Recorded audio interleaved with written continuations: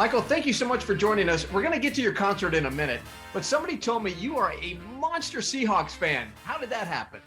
Don't you guys know that in Vancouver, you're our brothers and sisters over there? That come Sunday, we are wearing our blue and green. You don't know that?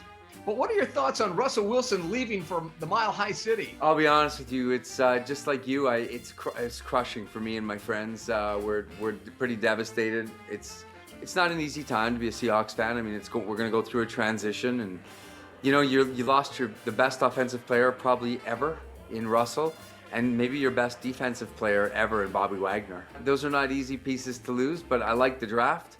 I liked, to be honest with you, even though the trade hurt, I thought it was a great trade for Seattle. The fact that they got a ton back and they're able to rebuild on the fly is a lot less painful, I think, in my opinion. And as a fan, I mean, listen, I'm in it for the long haul, and I hope Pete Carroll, puts it together and they surprise us. I totally agree. All right, let's talk a little bit about your concert series coming up. It's called Higher. You're going to be, in September, you're going to be at the Climate Pledge Arena.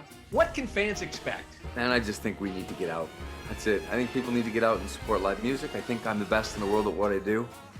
And I love entertaining. And I think what I offer is just pure joy. And I think after what we've all been through, I can use it. I can definitely, I just went and played Vegas. I had 6 shows, played to about 40,000 people in this little residency I did.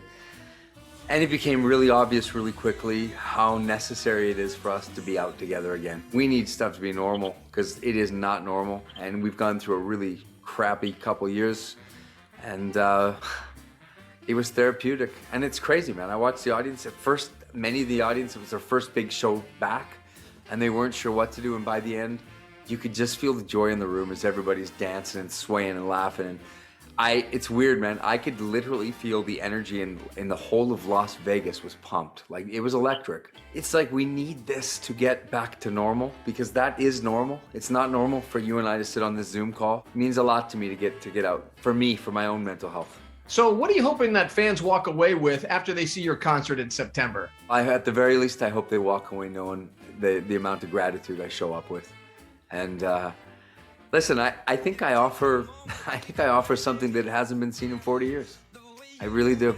I didn't mean to. It's not a copycat thing. I think that I worked in nightclubs my whole life from a young age, 16, and I learned how to be an entertainer. More than that, I so genuinely love what I do. I think they walk away seeing not just the kind of music that I make, but the musicianship that I have on stage. I mean, show me where else you get to go in and go see a massive big band and string players and choirs, and you get to be blown back in your seats by incredible music, massive production. And I mean, I'm proud. This is a big tour. I mean, and I love America, but it's one country. And this tour goes to 51 countries. You're part of something that's pretty big, and it's big for me.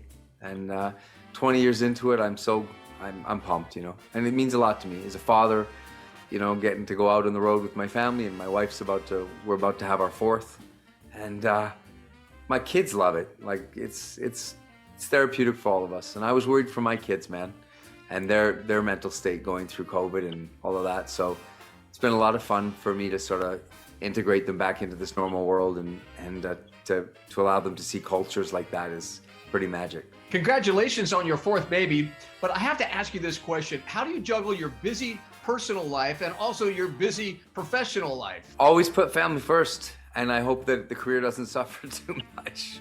Well, it sounds like you really have it together when you talk about your career with your family and also your professional life. I'm trying my best, dude, but it's a lot of practice. I'm a failure much of the time. So, yeah, it's weird, man. I gotta continue to be that, because it's hard. It's so easy to, and this, so easy to drift off and get to a bad place where the ego takes over. That happens to me too. But, I think I'm more thankful that, the wife keeps me on track and my family keeps me where I need to be. Okay, my last question for you, Michael. What song of yours right now reminds you of the Seahawks? Every time my buddies and I say goodbye on the phone, we go, caw, and that's our Seahawks call. Could be the ugliest thing you've ever You know what? I think the best is yet to come. I love that. Hey, Michael, thank you so much for joining us today, and good luck when you come to Climate Pledge Arena in September. Thanks, man. Can't wait to see you.